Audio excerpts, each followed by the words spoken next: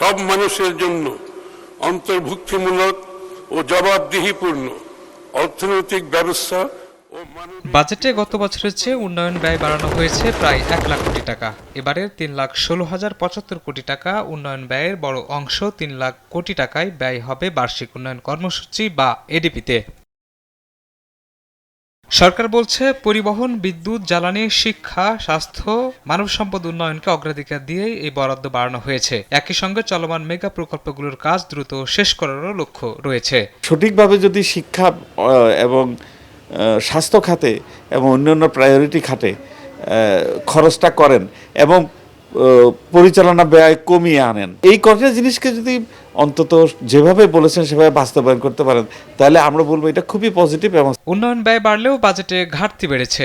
সামগ্রিক ঘাটতি ধরা হয়েছে জিডিপির প্রায় 3.5%, 2,36,850 কোটি টাকা। অর্থনীতিবিদদের মতে শুধু বড় এডিপি ঘোষণা করাই যথেষ্ট নয়, জবাবদিহিতা নিশ্চিত করা গেলে সুফল পাবে সাধারণ মানুষ। সেই সমস্ত জায়গাগুলোকে কিভাবে সম্প্রসারণ করা যায়, মোর ইফেক্টিভ কার্যকরী করা যায়, তাহলেই কিন্তু সরকার তার সফলতা দেখতে পাবে। বিশেষজ্ঞদের মতে এই ঘাটতি পূরণে অভ্যন্তরীণ ও বৈদেশিক ঋণের উপর নির্ভরতা বাড়তে পারে। এডিপিতে বড় অঙ্কের বরাদ্দ রাখা হলেও চ্যালেঞ্জ রয়ে গেছে বাস্তবায়নে, কারণ প্রকল্প বরাদ্দের তুলনায় বাস্তবায়নের গতি এখনো চূড়ান্ত পর্যায়ে পৌঁছায়নি। তাই উন্নয়ন ব্যয়ের প্রকৃত সুফল পেতে হলে দক্ষতা বাড়ানোর বিকল্প নাই বলে মনে করছেন অর্থনীতিবিদরা। জাতীয় সংসদ ভবনের সামনে থেকে শাহিনুল ইসলাম সাগর, দেশ টিভি, ঢাকা।